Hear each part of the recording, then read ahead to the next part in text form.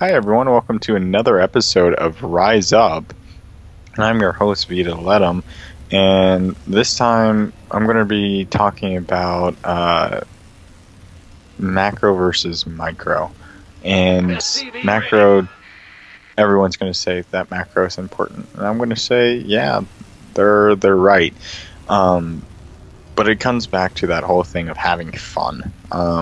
And making your units move around is really cool. I still want to become a pro player, and I think at the end result of any person that dedicates a lot of time to this game wants to be pro.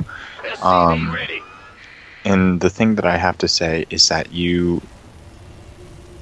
I want to make my games, if I ever became a pro player, I want to make sure that win or lose, I can make games that are entertaining to watch. That means my units are constantly moving around, they're constantly doing things. And I'm not to that skill level yet. I still over-focus on macro or over-focus on macro or micro. And it really it's just every time that you see a player do an all-in, it's not just exciting to watch for the fact that they're all-inning. Oh no, or oh wow, that's bad. Let's hope that this guy scouts it, or so on and so forth. That's not what I'm talking about. It's you want to be able to.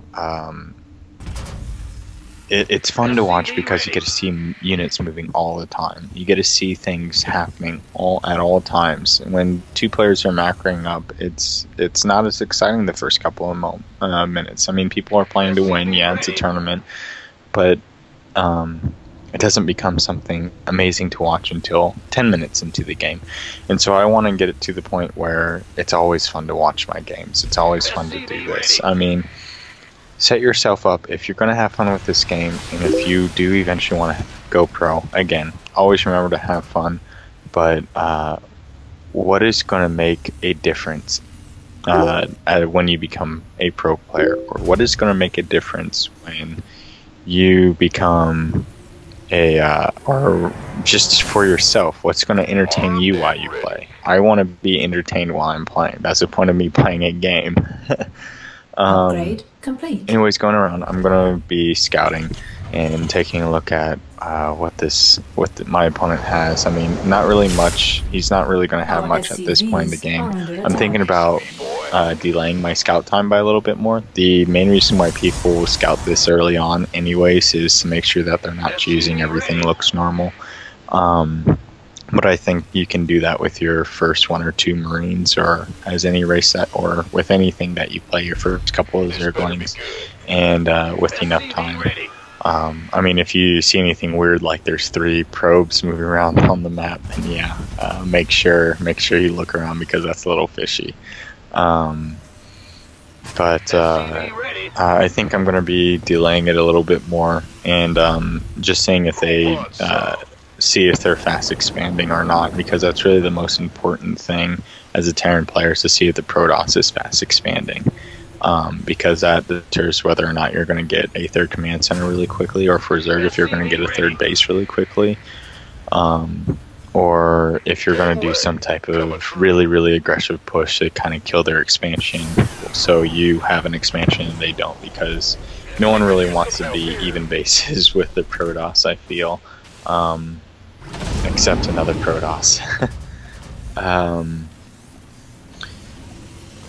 then also another thing with this whole going pro is find people that are better than you, that are willing to play with you, and that's going to be hard to do. That really is. That means that you need to find people that you're friends with that are better than you and are willing to play with you. And if they're not willing to play with you and you are their friend, well, that really sucks. And they might be your real life friend or something, but they're not really a gaming friend, in all honesty. They're someone to hang out with and get a drink or something with, but nothing really to game with. And find a team, find a clan. I mean, there's a lot of clans out there that aren't really good. They're only the low level players want to practice with you, and not necessarily the higher level players, which is unfortunate. And you higher level players out there, I think there's something to be said for lower level players that want to practice with them, because those are the players that you can refine builds with. Higher level players, those are the players that you're going to be able to refine your multitasking, where you have to macro and you have to micro. You kind of already want to have your build kind of thought out and already refined when you're playing against them. So that's my opinion on that. So it's kind of like with a pro team that have A teamers and B teamers. So people need to remember that too, that A team and B team is extremely important, because that's what they're used for. Of course, they have to be at a decent enough skill to give you some challenge, because it can't be like they're at 50 food when you're sitting at 200. Complete. So a league lower than you is okay. If you're grandmasters, low masters. If you're masters, mid diamond. If you're diamond, mid platinum. From there, from high diamond, it's mid platinum, or that you are able to practice with and refine your builds with, because you still want some type of pressure to kind of know when pressure timings are going to happen with it too, because even though if they don't get it dead on, that's the point when you can start thinking about, oh, this is about when it happens, and when you start playing against better people, you can further refine it. Do smaller steps rather than bigger leaps when refining a build or coming up with a build, or multitasking in general.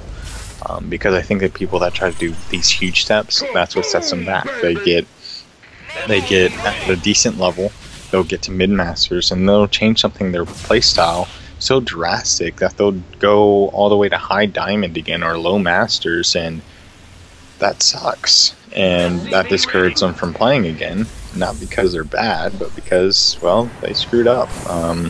They did this big change that wasn't really a big difference.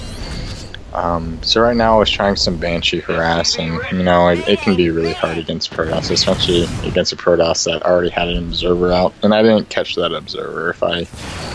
If I did, it would have been okay, I think. So I'm just going to be focusing on upgrades now, because just in case he's going double upgrades, I need to make sure that I'm at least somewhat with him, because chrono boosting upgrades as a Protoss is a pain in the butt. So also making sure that I don't get supply blocked if I don't misclick on them. Ouch. So yeah, and continuing to go along with my build, I should have put down a couple more barracks, as well as some more command centers, and that's another thing that can be extremely frustrating, is the fact that people mess up their hotkeys really bad, like I just did. I had like 5 SCVs there, and typically I think that's how that happens, is I'll grab SCVs, I'll build something, or especially if I'm building supply depots, I'll shift click them, a whole bunch of them at once, and then I'll press 4 really quick while shift is still being held just barely, and that will hotkey them all to that hotkey, and that's probably one of the biggest problems that I see a lot of people happening, is a lot of people have that habit.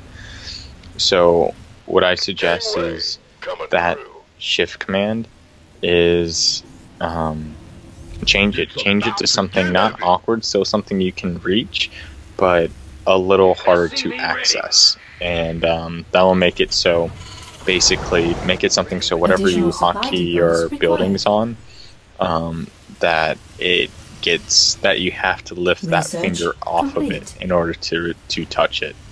And I think that's going to be the easiest way to fix that problem, or otherwise just figure out a way to remind yourself not to do that, whether that be a post-it note or not.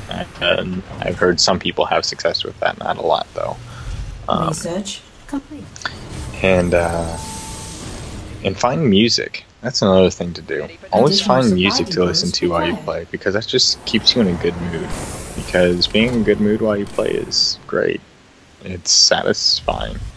So I am getting finally getting my command center up a little bit late in the game, and I'm getting my my Ghost Academy up because I did see Templar being researched at some point. I just don't remember when. I just know I saw it. And I want to see if he has that third base going up, and he does.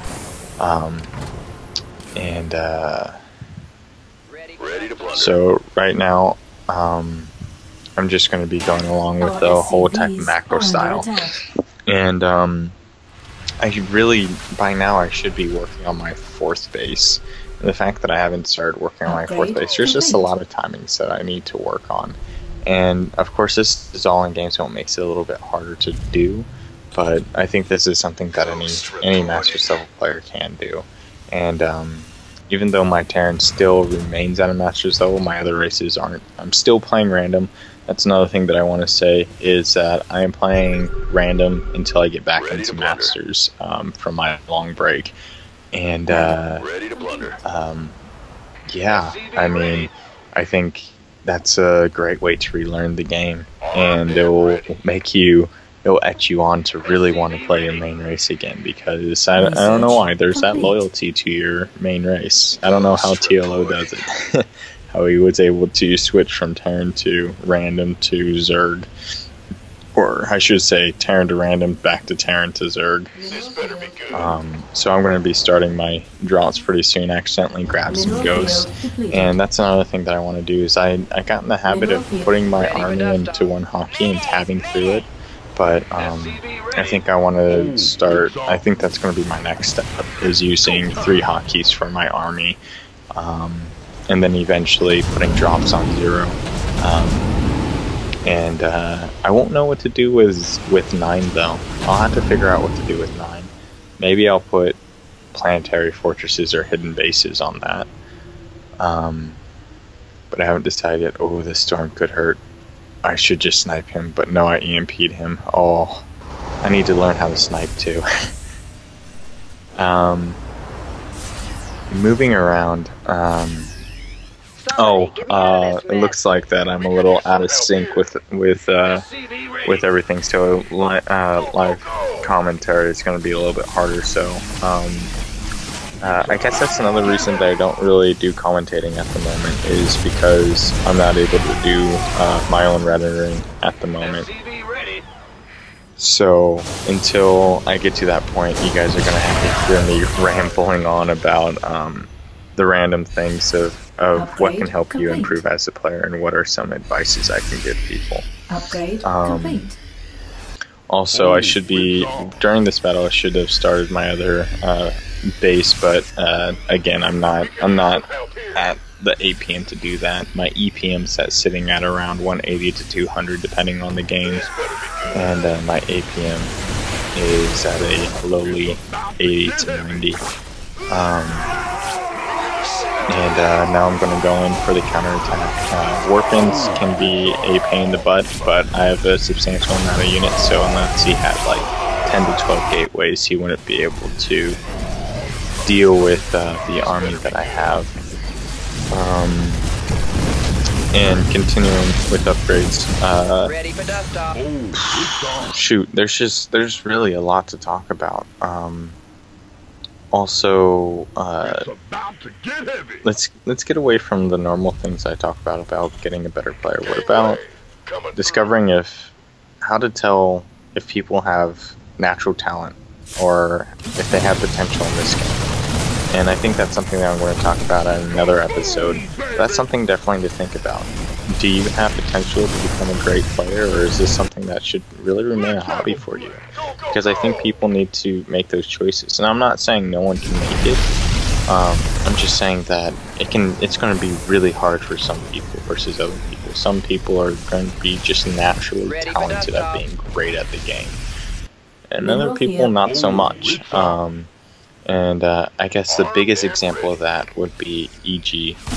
Idra, however you want to say it. he had to work really hard to be as good as he is.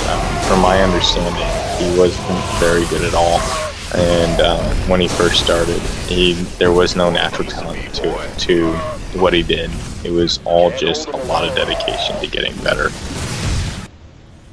So, yeah.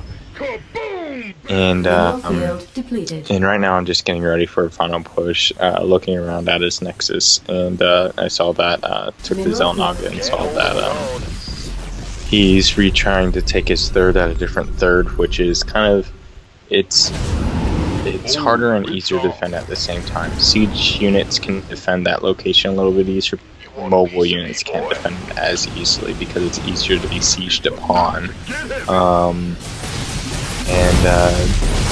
Just another thing to do, keep up with making bases, always making bases, always make more SCVs.